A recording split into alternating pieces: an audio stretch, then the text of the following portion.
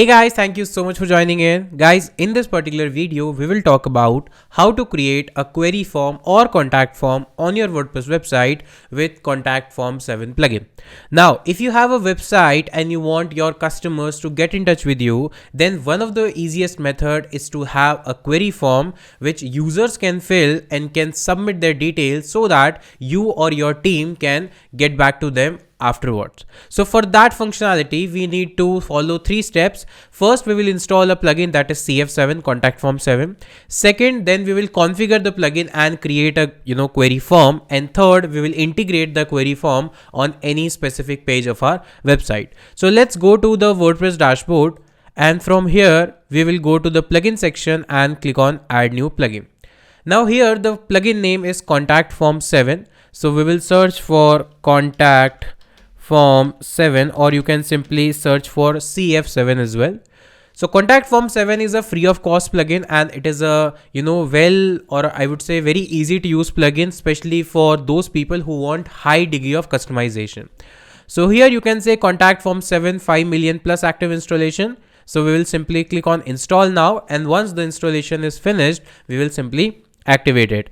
It is not something that only Contact Form 7 is there as the one of the plugin. It is out of the multiple plugins available which you can use in order to create a query form, like Contact Form by WPress, Contact Form plugin, Forminator, Fluent Forms, Ninja Forms. So there are multiple plugins. We will cover most of the plugins in upcoming videos, but for this video we will use Contact Form 7 to create a query form. So now we will click on activate. This was our step number 1. Now let's go to step number 2, that is to create a query form inside this plugin. So after you install and activated the plugin, you will see a contact option on the left hand side, and if you click on contact form, by default there is a contact form already created for you. So what we will do, we will customize this and we'll create the contact form using this same one. So we'll click on edit, and as soon as you click on edit, you can see there are fields, that is the form name. First of all, you give a form name. Don't worry, this form name will not be visible to the user, so it is only for your reference. Let's say I want to give it as contact us page form, because I will be integrating this query form on my contact us page. Now here the shortcode, this shortcode will help us to integrate this form on a particular page or post on our website. Now if you come down, there are 4 options, that is form, mail, messages and additional settings. Under form option, you get multiple tags, like let's say if you want to create a form where let's say you want 3 or 4 fields, name, phone number, message, email ID, like this, right? So this is a normal query form. If you want to add additional fields, you can use these text. So let's say if you want to add a field in which customer or visitor supposed to write an answer in form of text, then you can use text. If you want to collect the email address, then you can go for email. If you want to specifically play around with URLs, you can go with that. If you want telephone number, then you can use tel. If you want some in numbers as an input, then you go with number, similar date, text area, drop down. If you want to show multiple option out of which user has to choose one, then go for drop down, checkbox, radio button, acceptance, quiz, file, submit. So there are plenty of options. So we'll create the simplest form, that is name, email ID, phone number and message. These 4 fields we will be integrating with our form.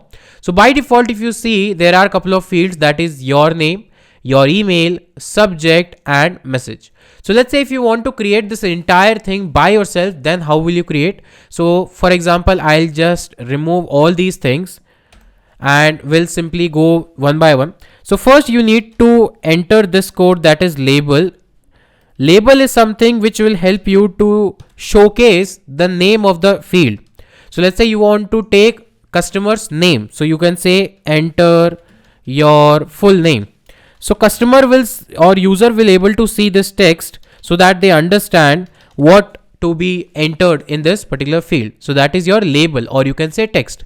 Now for the field, we will choose text because we want users to input their name as a text. Required field, yes, we want to make it required. Otherwise, without filling this particular field, user will not be able to submit this. So make it required. Name.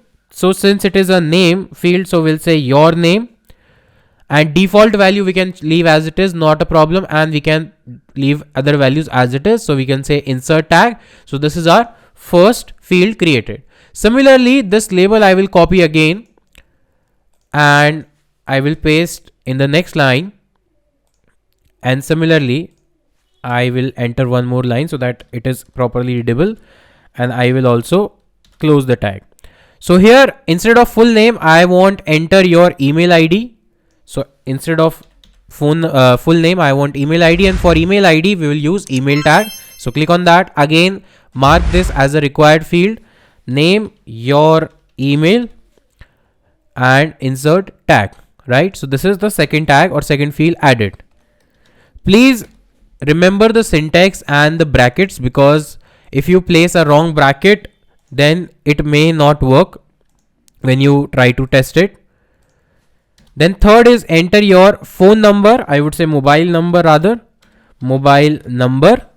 And I will first close this label tag by this.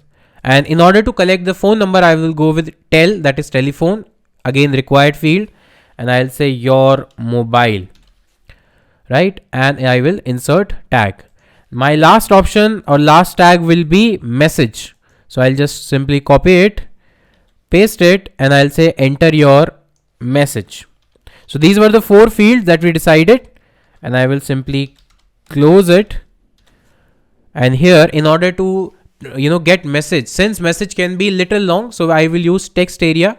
So click on text area. Now it is not compulsory to make it required field, because not everyone has a message, but 3 information I have made required. So I'll just leave it as it is, and I'll say your message and then insert tag. So these are the 4 fields that I have created, and along with this I need to add a submit button as well. So for that I will click on this submit, and label I will say submit as the label, and then I will insert tag. So this is the button on which people will click after filling up the entire form. So these are the 4 fields that I have created. After creating this field, let's click on save changes so that the changes are properly saved. Now this was about the form section. Now go to mail sections. So if you want that, whenever a user submits a particular form on your website, the data should be sent on your email ID, then in that case, you can configure this.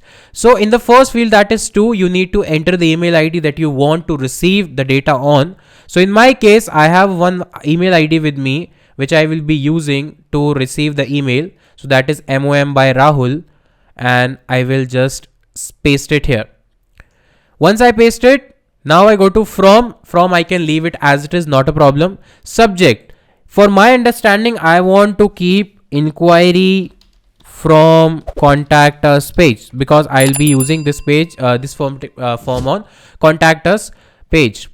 Then your email, it means the email which user has entered to reply to the user email ID, your email.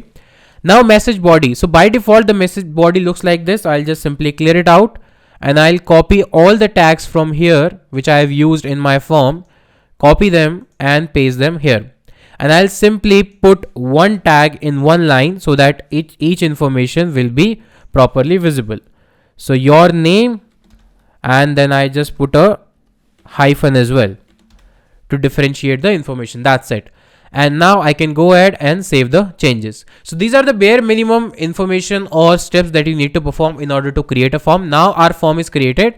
If there is a icon or there is a configuration error, so configuration error means LABEL. The spelling of label was incorrect. Now the error is gone. Now save changes. That's why I told you that please keep the syntax and the spelling properly so that you don't get any error. Now we don't have any error. Now let's go to step number 3. We need to integrate this form using this short code.